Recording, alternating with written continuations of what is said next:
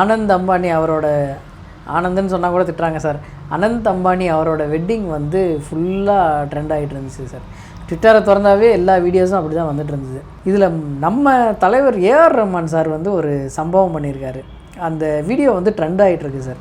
அவர் அங்கே போய் வந்து பாட்டு பாடினதுலேயே ஒரு சம்பவம் பண்ணியிருக்காரு. அந்த விஷயம் கேள்விப்பட்டீங்களா சார்? ஒரு வரவேற்கக்கூடிய ஒரு விஷயம், பாராட்டக்கூடிய ஒரு விஷயம். நீங்கள் அம்பானி வீடுன்னு நான் போய் ஆஸ்கர்லேயே வந்து நான் வந்து அந்த சம்பவத்தை பண்ணிட்டேன் அப்படின்னு ஒரே ஒரு நபர் வந்து இசைப்புயல் ஏஆர் ரஹ்மான் தான்.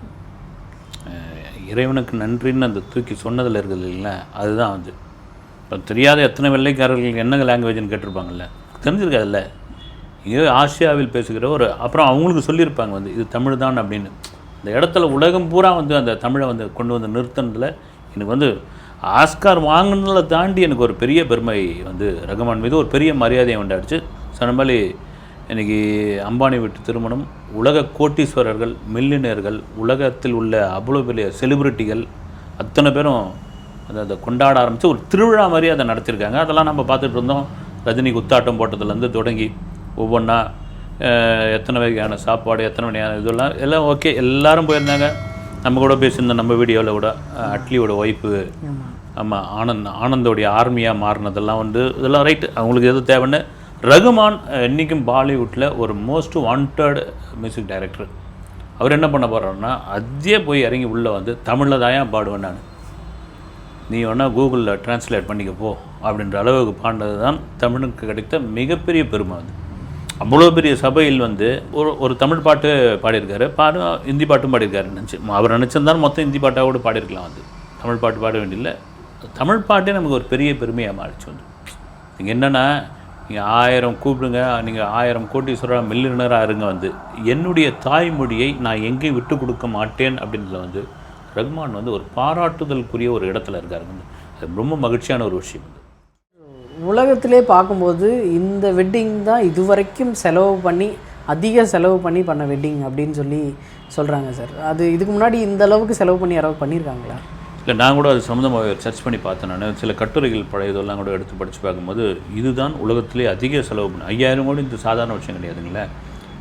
உலகத்தை பிரமிக்க வைச்ச திருமணம் அப்படின்ட்டு 1979 நடந்திருக்குது எமிரேட்ஸில்.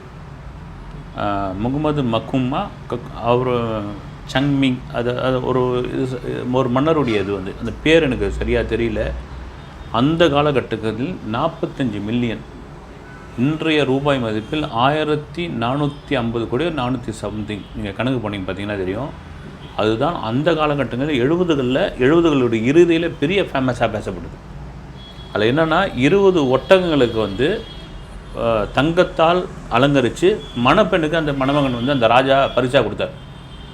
20 ஒட்டகம் வெறும் தங்கத்தால் அலங்கரித்து அந்த 20 ஒட்டகங்களை மணப்பெண்ணுக்கு வந்து பரிசாக கொடுத்துருக்காரு. அது வேர்ல்டு ஃபுல்லாக பேசப்பட்ட ஒரு.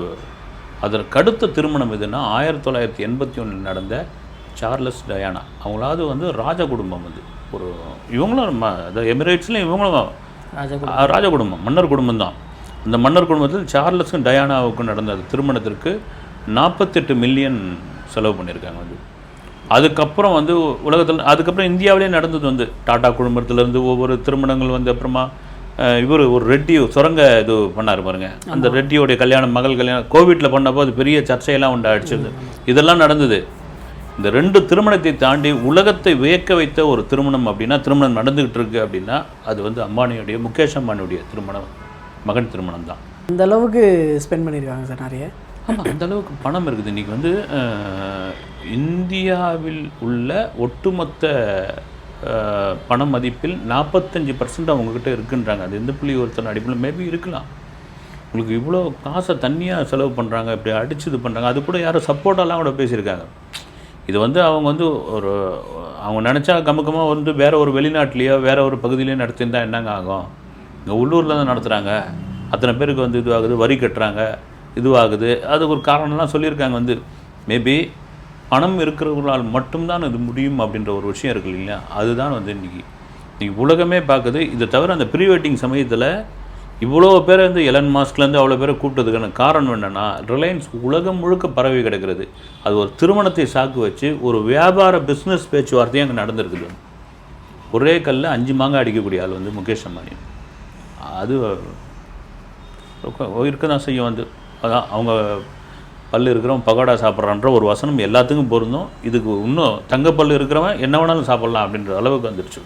சார் இதுக்கு முன்னாடி இந்த ஜியோவில் வந்து டேரிஃப் எல்லாத்தையுமே ரேட் இன்க்ரீஸ் பண்ணிட்டாங்க சார். அதுக்கும் நம்ம நெட்டிசன்ஸ் வந்து என்ன கலாய்ச்சிருந்தாங்கன்னா, இந்த டேரிஃபை இன்க்ரீஸ் பண்ணி எங்கள்கிட்டருந்து காசை வாங்கி நீங்கள் கல்யாணத்தை ஜாலியாக நடத்துகிறீங்களா அப்படின்ற மாதிரிலாம் கமெண்ட் பண்ணியிருந்தாங்க. இவங்க கல்யாணத்துக்கு இவ்வளோ செலவு பண்ணுறாங்கல்ல சார், இவங்க ஜியோ வாடிக்கையாளர்களுக்கு ஏதாவது ஒரு சலுகை கொடுத்துருக்கலாமோ அப்படின்ற ஒரு ஃபீல் இருந்தது சார். பிரமாதமான ஒரு கேள்வி. அதை தான் ஒரு வழக்கறிஞர் இன்றைக்கி சோஷியல் மீடியாவில் பதிவு பண்ணியிருக்காரு. திருச்சியை சேர்ந்த சுரேஷ்குமார்னு நினைக்கிற மக்கள் நீதி மையத்தினுடைய வழக்கறிஞர் இதில் இருக்கார். பிரமாதமான ஒரு விஷயத்தை அவர் என்ன சொல்லியிருக்காருன்னா, இந்த பண்ண செலவை வந்து வருமான வரி சலுகையாக எதுவும் நீங்கள் வந்து சேர்த்துக்கூடாது, அதில் வந்து எதையும் காட்டக்கூடாது அப்படின்ற ஒரு கோரிக்கை ஒன்று வச்சுருக்காரு. ரெண்டாவது பார்த்தீங்கன்னா நீங்கள் சொல்கிறதான் கேட்டிருக்காரு. வந்து இவ்வளோ வாடிக்கையாளர் இருக்காங்க, அதுக்கு ஒரு காரணம் சொல்லியிருக்காரு. என்னென்னா, இவர் வந்து முழுக்க முழுக்க அம்பானி பணம் கிடையாது, அத்தனை ஷேர் ஹோல்டர் இருக்காங்க இல்லைங்களா, அவங்களுடைய பணம் தான். உண்மை தானே. வந்து அவன் சக்திக்கு தகுந்த மாதிரி ஷேர் வாங்கியிருப்பாங்க இல்லைங்களா, அவங்களும் அதில் சம்மந்தப்பட்டிருக்காங்க. நீங்கள் பணத்தை எடுத்து செலவு பண்ணுறீங்கன்னா, இன்னொரு விஷயம் நீங்கள் கேள்வி தான் கேட்டிருக்காரு. இவ்வளோ கோடி வாடிக்கையாளர் இருக்காங்க. ஒரு 500 ரூபா செல்ஃபோன்லேருந்து தானே ஆரம்பிச்சிங்க. தூண்டில் புழுவாக போட்டு பிடிச்சது தான் நீங்கள் வந்து இன்றைக்கி வந்து எங்கேயும் வியாபித்திருக்கிறீங்கன்னா அதான காரணம். வந்து சொன்ன மாதிரி ஏதாவது சலுகை கொடுத்துருக்கீங்களா? இந்த இடத்தில் தான் முகேஷ் அம்பானி மிகச்சிறந்த வியாபாரின்னு தான் நிரூபிக்கிறார். அங்கே வாடிக்கையாளர் வேறு, தொழில் வேறு, இது என் பர்சனல் வேறு, என் கல்யாணம், என் குடும்ப கல்யாணம் வேறு, இதில் அதையும் கனெக்ட் பண்ண மாட்டேன்ற விஷயத்தில் தான் மிகப்பெரிய வியாபாரி. அது ரத்தத்திலே ஊர்னது.